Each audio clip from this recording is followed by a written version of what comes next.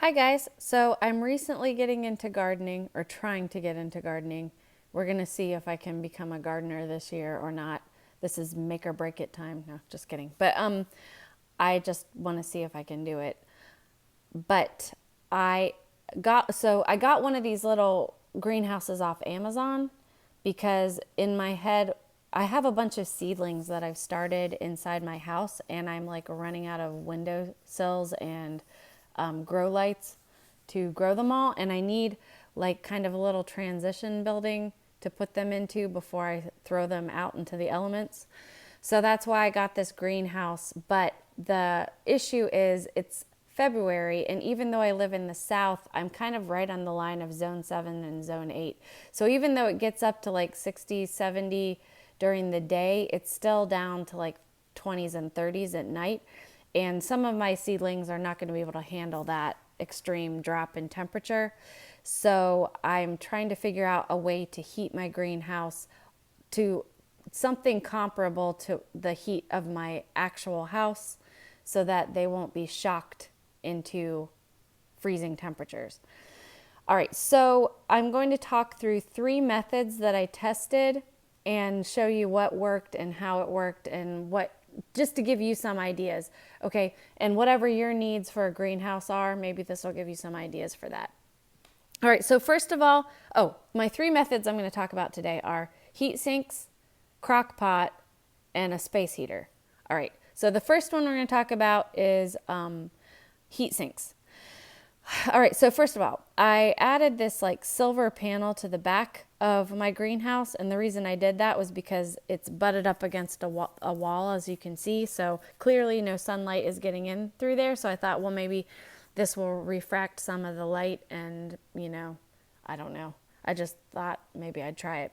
I put black felt and sponge stuff on the ground, and there's actually a blue tarp underneath that for insulation on the bottom. All right, so I went ahead and I'm going to talk through how I made some heat sinks.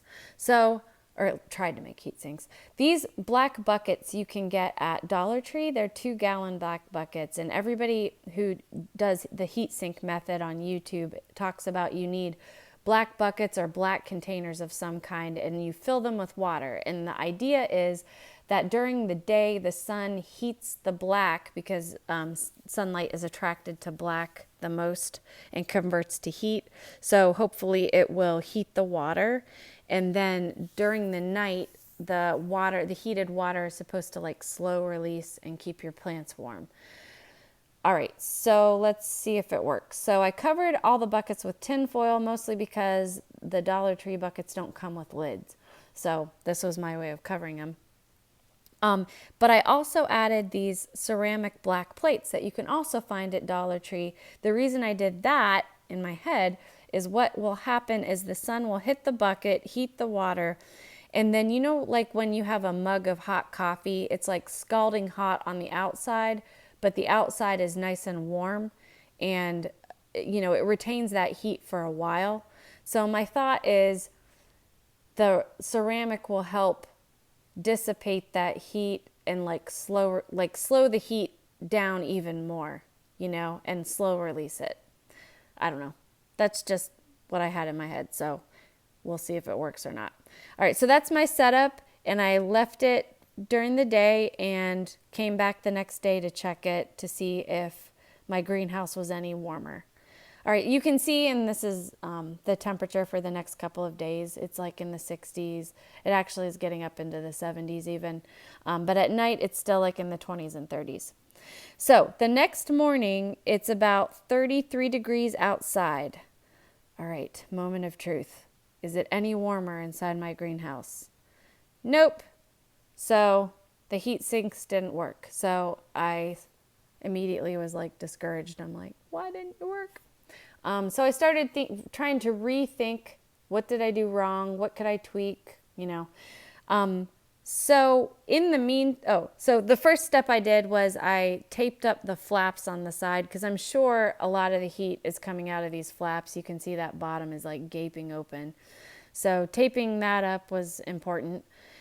While I started rethinking my heat sinks, I went ahead and tried the space heater method just to test it. And this space heater is really nice actually for a greenhouse because it's really small and it also is low wattage. Like it only uses 350 watts. It actually, when there's another guy on YouTube who actually tests it out and he shows you the wattage and the heat and everything. He tests all the elements of one of these kind of space heaters. It actually uses about 500 watts initially, and then as it gets up to the temperature, it actually dials back to 300 watts. So once it gets to the temperature it needs to be at. So that's, that's not a ton of electricity, especially compared to other space heaters, right? The other advantage of this space heater is it has a timer. So, if you're going to set it at night, you can set it, go to bed, and then if you have to go to work and do all this other stuff in the morning, you can just forget it because it'll shut itself off by the time the sun comes up again. So that's a nice feature.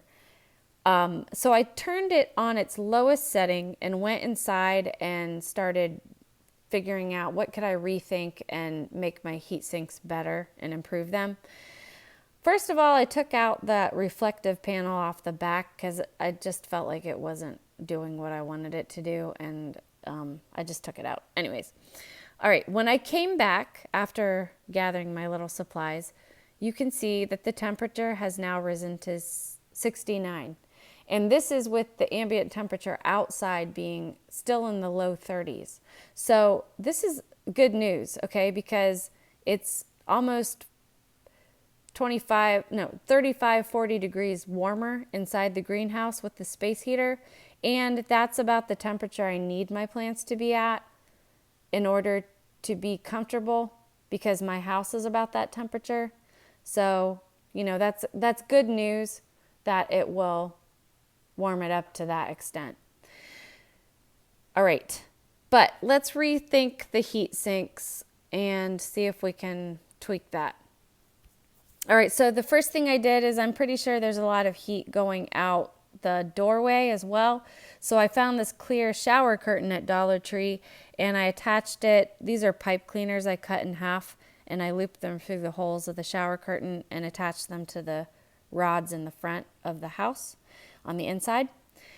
And then I took out the black felt and everything. You can see the blue tarp I had down the night before.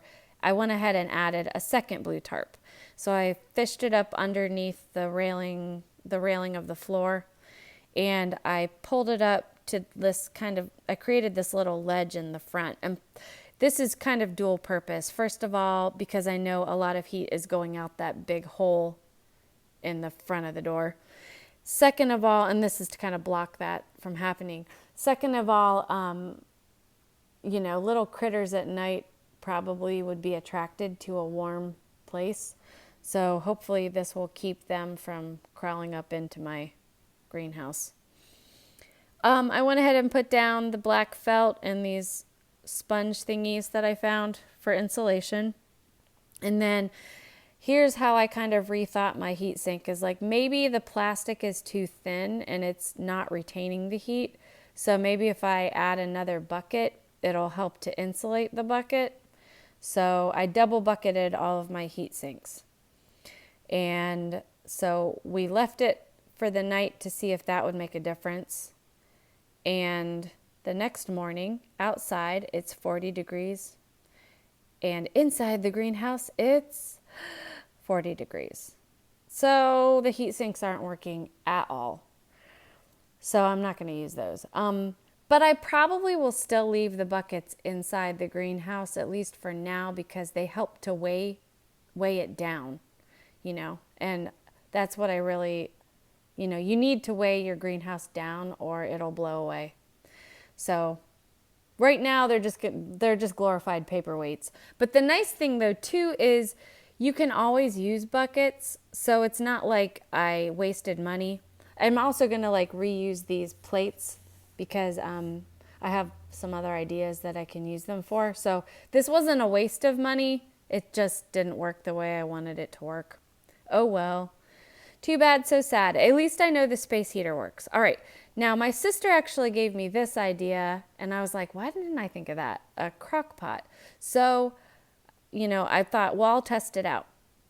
So I put it on the medium. Oh, well, there it's off. But I actually turned it to the medium setting and left the lid on. And I left it for an hour just to see what it would do. I left it for a whole hour. So by that point, the temperature was about 58 degrees outside. And this is after an hour of having the crock pot on a medium setting. Oh, sorry. Let me tell you the advantage of a crock pot is it only ever gets up to 250 watts. So that's even lower than the space heater. So I'm like, if this works, this might be a lot better because it's less wattage, All right, so 58 degrees outside. It is 59, 60 degrees inside the greenhouse. So a difference of 1 or 2 degrees after an hour of being on the medium setting. So I'm like, I don't know about that. So I went ahead and turned it up to the high setting, and I actually took the lid and turned it sideways to see if maybe some of the heat could dissipate out and get it a little hotter than just a 2-degree difference. All right, so I left it for another hour. At that point, the temperature outside was about 63 degrees. And inside the greenhouse, it's 67 degrees. And I will say it was humid as crap in there. So, okay, this isn't a completely bad idea because if you're just wanting to stave off frost, then this will definitely keep your plants from frosting.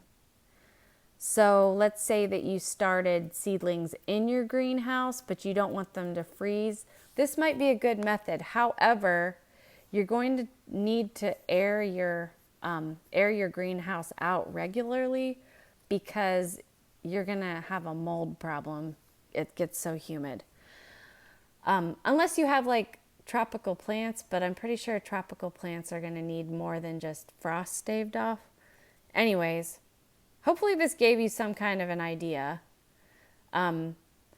If you're wanting a lot of heat to, especially in my situation, I've started seedlings inside the house and I need to transition them outside. I would say go with the space heater because it's definitely going to keep your plants warm enough. If you're just wanting to stave off your plants from freezing, then I think a crock pot would work, but it's also going to make things really humid.